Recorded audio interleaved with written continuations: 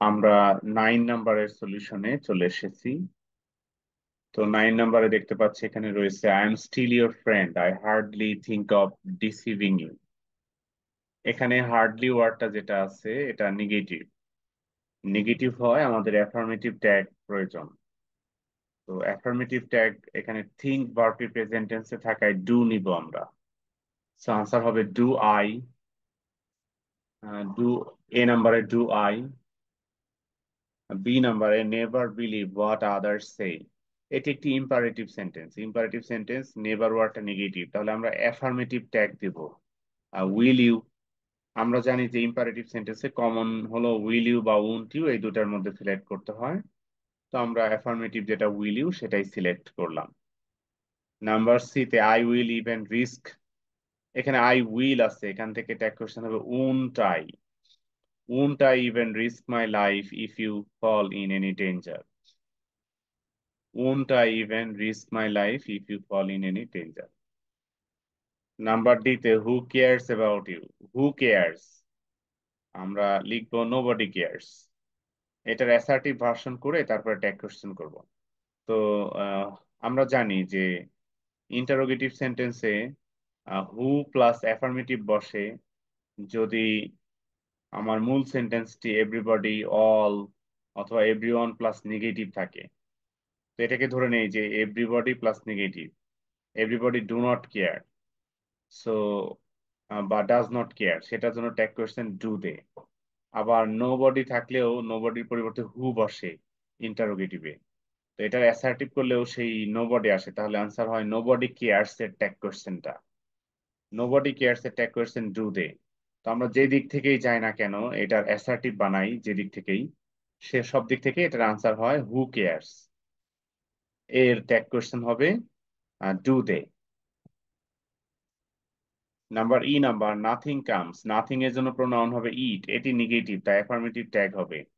So comes ভার্বের S থেকে does it. E নাম্বারে ডাজ ইট। আমরা যাচ্ছি 10 নাম্বারে। Summer noon is very painful and disgusting. Dash the sun shines hotly overhead life becomes miserable. Number A তে as, because অথবা since অথবা when, এই চারটার যে কোনো একটা দিলেই হচ্ছে। আমি হোয়েনটাকে দিচ্ছি। When the sun shines hotly overhead, life becomes miserable.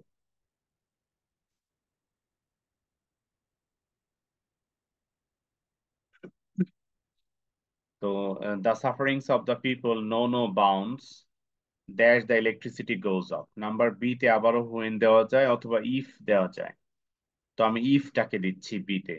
The sufferings of the people know no bounds if the electricity goes off. Dash the people use hand fans. যখন ইলেকট্রিসিটি চলে যায়, তখন অর্থে then, THEN, অথবা at that time the people use hand fans to fan themselves. Children can neither sleep, number D তে nor, neither sleep nor read. They feel out of sorts. There the poor suffer the most. Number E তে however the poor suffer the most. They work outside in the burning sun. এবার আমাদের last question যেটা 11, এটাই চলে আসলাম। Capital O once my mother said to me, comma, quotation mark, capital W, who came to you, question mark, end of quotation mark. এরপরে my friend, এখানে আবার quotation mark শুরু, capital M, my friend, capital R Rafiq, full stop, end of quotation mark. She asked দিয়ে comma, comma দিয়ে quotation মার্কের ভিতরে capital W, what did he want, question mark দিয়ে quotation mark শেষ করব।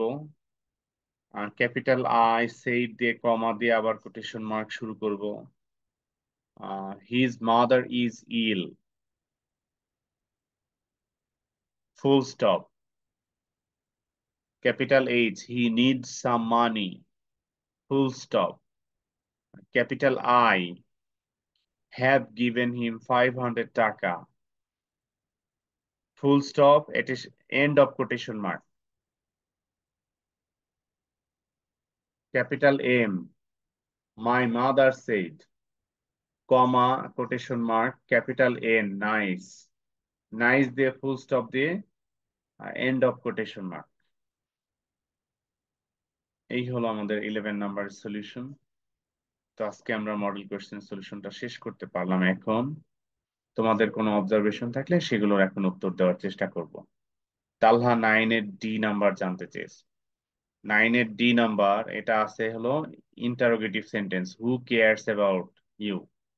আমরা এই ইন্টারোগেটিভ সেন্টেন্সকে ট্যাগ কোশ্চেন করার জন্য অ্যাসার্টিভ করতে চাই। তো আমরা যদি ইন্টারোগেটিভের রুলে চলে যাই, তাহলে দেখব যে এটার রুলে রয়েছে দুইটা রুল পাই আমরা। একটা রুল হলো নোবডি থাকলে, কোনো অ্যাসার্টিভ সেন্টেন্সের সাবজেক্ট হিসেবে নোবডি থাকলে নোবডির পরিবর্তে হু প্লাস বাকি অংশ লিখতে হয়। যেমন হু কেম টু ইউ, এটার অ্যাসার্টিভ হলো নোবডি কেম টু ইউ। আবার রয়েছে এইখানে আরেকটা রুল, অল এভরিওয়ান বা এভরিবডি থাকলে, অল এভরিওয়ান বা এভরিবডি প্লাস অ্যাফার্মেটিভ থাকলে ইন্টারোগেটিভ হয় হু প্লাস নেগেটিভ। কিন্তু আমাদের এখানে হু প্লাস অ্যাফার্মেটিভ আছে, তাহলে আমাদের অপর রুলটা হলো অল এভরিওয়ান বা এভরিবডি প্লাস নেগেটিভের জন্য হু প্লাস অ্যাফার্মেটিভ। তা আমরা এই দুইটা রুলের যে কোনোটাতেই যাই না কেন, আমাদের ট্যাগ কোশ্চেনের অ্যাসার্টিভ সেন্টেন্সটা এরকম আসে যে নোবডি কেয়ারস অথবা এভরিবডি ডাজ নট কেয়ার, এরকম আসে। তো এভরিবডি ডাজ নট কেয়ার এর tag question do they, everybody এর জন্য প্রোনাউন দে। আবার নোবডি কেয়ারস দিলে নোবডি নেগেটিভ অ্যাফার্মেটিভ ট্যাগ, নোবডির জন্য প্রোনাউন হয় দে, ডু দে। যেভাবেই যায় দুইভাবেই কিন্তু সেম অ্যান্সারই আসে। ডোন্ট কোনোভাবেই সম্ভব না, কারণ সেন্টেন্সটি নেগেটিভ।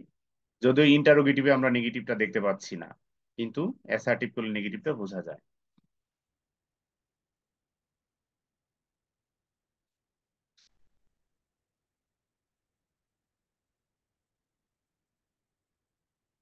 আর কোনো অবজারভেশন?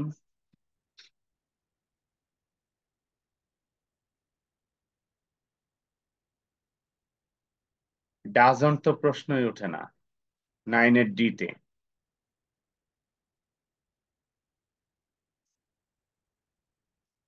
যেহেতু দে না, দে প্রোনাউনটা আমাদের এখানে অ্যাপ্লিকেবল হয় হু উঠে গিয়ে, আর দে প্রোনাউনের সাথে ডাজন্ট তো মিলে না, ম্যাচ করে না।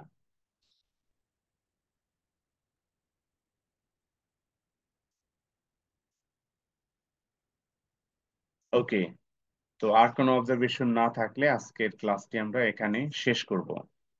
সবাই ভালো থেকো। তো দেখা হবে পরের ক্লাসে।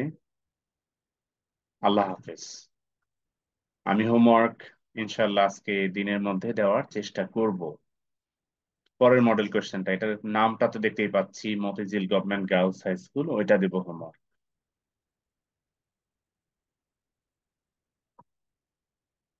এখানে শেষ করছি, আল্লাহ হাফেজ।